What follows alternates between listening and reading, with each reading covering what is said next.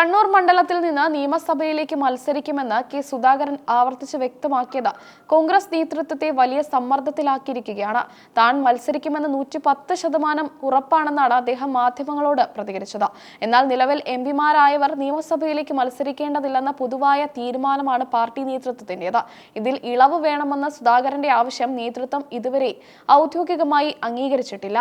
സ്ഥാനാർത്ഥി നിർണയം സംബന്ധിച്ച സ്ക്രീനിംഗ് കമ്മിറ്റി യോഗം ചേരാനിരിക്കെ സുധാകരൻ സ്വയം സ്ഥാനാർത്ഥിത്വം പ്രഖ്യാപിച്ചത് വലിയ അച്ചടക്ക ലംഘനമായാണ് നേതൃത്വം കാണുന്നത്. ഇതിനെതിരെ KPCC അധ്യക്ഷൻ സണ്ണി ജോസഫ് ഉൾപ്പെടെയുള്ളവർ ശക്തമായ താക്കീത് നൽകിയിരുന്നു. സ്വയം പ്രഖ്യാപനം നടത്തിയാലും സ്ഥാനാർത്ഥികളാകാൻ മുതിരരുതെന്നും അത്തരം കാര്യങ്ങൾ ഹൈക്കമാൻഡാണ് തീരുമാനിക്കേണ്ടതെന്നും നേതൃത്വം വ്യക്തമാക്കി. ഇത് പാർട്ടിയിലെ ഗ്രൂപ്പ് തർക്കങ്ങൾ വീണ്ടും സജീവമാക്കുന്നതിലേക്കാണ് വിരൽ ചൂണ്ടുന്നത്. കെ സുധാകരന്റെ ഈ നീക്കത്തെ അനുകൂലിച്ചും പ്രതികൂലിച്ചും സോഷ്യൽ മീഡിയയിൽ വലിയ ചർച്ചകളാണ് നടക്കുന്നത്. അദ്ദേഹത്തെ പിന്തുണയ്ക്കുന്ന പ്രവർത്തകർ സാമൂഹിക മാധ്യമങ്ങളിൽ വലിയ ക്യാമ്പയിനുകളാണ് നടത്തുന്നത്. കണ്ണൂരിൽ സുധാകരൻ മത്സരിച്ചാൽ ജില്ലയിലെ മറ്റു മണ്ഡലങ്ങളിലും അത് അനുകൂല തരംഗം സൃഷ്ടിക്കുമെന്നാണ് അദ്ദേഹത്തിന്റെ അനുയായികളുടെ വാദം. അതിനാൽ അദ്ദേഹത്തെ ഒതുക്കാൻ ശ്രമിച്ചാൽ വലിയ പ്രത്യാഘാതമുണ്ടാകുമെന്ന് അവർ മുന്നറിയിപ്പ് നൽകുന്നു. നേരത്തെ KPCC അധ്യക്ഷ സ്ഥാനത്ത് നിന്ന് മാറിയപ്പോൾ നിയമസഭയിലേക്ക് സീറ്റ് നൽകാമെന്ന് നേതൃത്വം ഉറപ്പ് നൽകിയിരുന്നതായി അദ്ദേഹത്തോട് അടുത്ത വൃത്തങ്ങൾ പറയുന്നു. ഈ വാഗ്ദാനം പാലിക്കണമെന്നാണ് സുധാകരന്റെ ആവശ്യം. ഈ തർക്കങ്ങൾക്കിടയിലും രാഹുൽ ഗാന്ധിയുടെ നേതൃത്വത്തിൽ അനുനയ ചർച്ചകൾ പുരോഗമിക്കുകയാണ്. സുധാകരനെ നേരിട്ട് വിളിച്ച് സംസാരിച്ചതായി റിപ്പോർട്ടുകളുമുണ്ട്. ഡൽഹിയിൽ വെച്ച് അന്തിമ ചർച്ചകൾ നടക്കുമെന്നാണ് സൂചന. സുധാകരന്റെ ഫേസ്ബുക്ക് കുറിപ്പ് വലിയ രാഷ്ട്രീയ പ്രാധാന്യമാണുള്ളത്. കണ്ണൂർ തന്റെ ഹൃദയരക്തമാണെന്നും തന്നെ അറിയാത്ത കണ്ണൂരില്ലെന്നും അദ്ദേഹം ഫേസ്ബുക്കിൽ കുറിച്ചിരുന്നു. താൻ കടന്നുവന്ന കനൽ വഴികൾ ആർക്കും മറക്കാനാകില്ലെന്നും അദ്ദേഹം ഓർമ്മിപ്പിക്കുന്നു. സ്ഥാനാർത്ഥിത്വത്തെ ചൊല്ലിയുള്ള അതൃപ്തി കാരണം സുധാകരൻ പാർലമെന്റ് സമ്മേളനത്തിൽ പങ്കെടുക്കാതെ നാട്ടിലേക്ക് മടങ്ങിയിരുന്നു.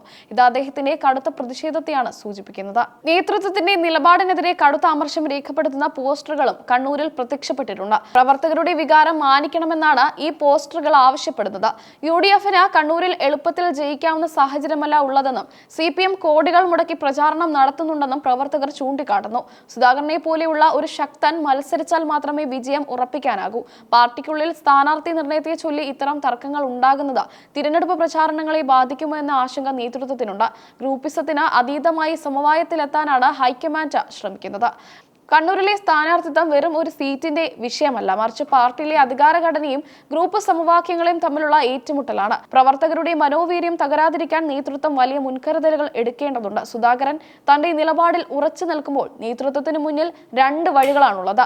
ഒന്ന്, അദ്ദേഹത്തിന് പ്രത്യേക ഇളവ് നൽകി കണ്ണൂരിൽ മത്സരിപ്പിക്കുക. സുധാകരൻ തന്റെ നിലപാടിൽ ഉറച്ചു നിൽക്കുമ്പോൾ നേതൃത്വത്തിന് മുന്നിൽ രണ്ട് വഴികളാണുള്ളത്.